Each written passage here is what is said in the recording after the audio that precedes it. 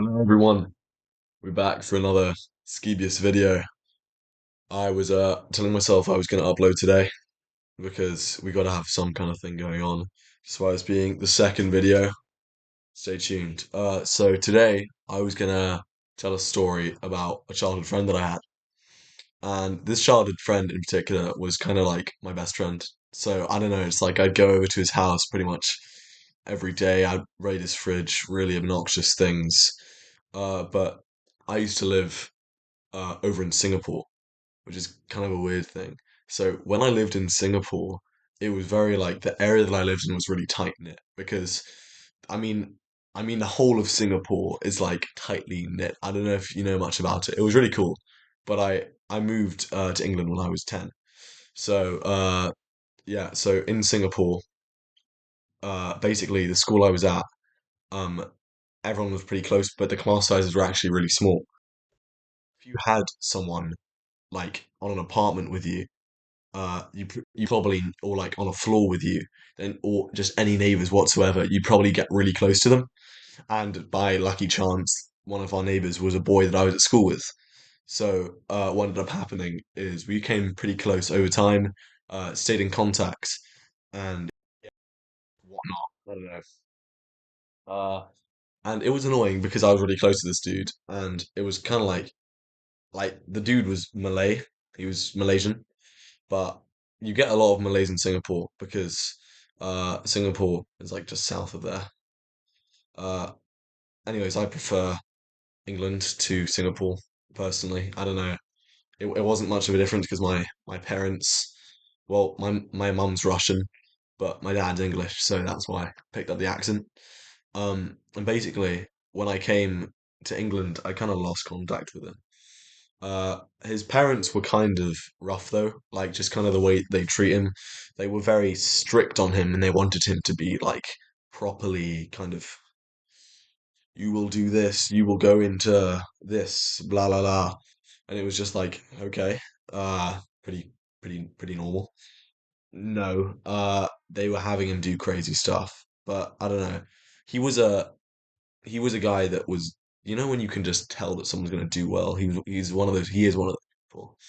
Uh, but anyways, I never really talked to him ever.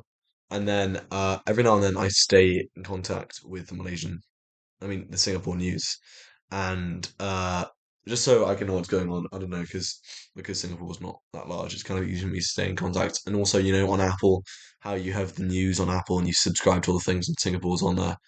And basically, this was like a long time ago. I'd say early early 2024 that I found out that he was being sentenced to juvenile prison. Uh, and when he was sentenced to juvenile prison, I was like, holy shit, what's it for? And it turned out that he hospitalized his mum. So what he'd done is in the apartment building that we stayed at, he had pushed his mum out of it. And luckily, this was only like a fifth floor apartment, but it got to the point that apparently his mum is now like permanently disabled. And the thing is, I don't know what happened to his dad because it didn't even mention his dad on the thing. And it was just like, it's weird because this is a kid that could have gone on to do like all these things. He could have been so successful, and it's just I and so I just remember completely being completely shocked when I found that out because it just such a horrible act of violence from a guy that I knew, a guy that was so like funny and charming and smart, you know, and just a mum that I knew, like can you imagine one of your own friends that you're close with and one of their mum and them attempting to kill them? And so now he's in juvenile prison because when he did this, he was like 16, 15, I don't know, would have been around then. Uh, and so in Malaysia, I mean, fucking hell. How have I got that wrong twice? In Singapore, like that they have a juvenile system for people, and it means that uh, you know, it means that people with certain circumstances or mental health issues can't be permanently kind of punished and tormented for what they've done. So, I mean, I don't know, and that was just kind of weird because it made me think to the different life that I have here in Sheffield.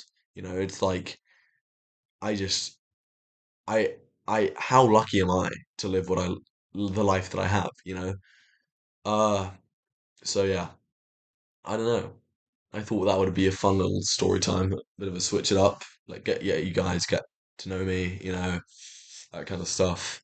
Anyway, subscribe, please like the whole thing. Let's just yeah, I don't know. Get any suggestions is always appreciated. So yeah, thanks. Right.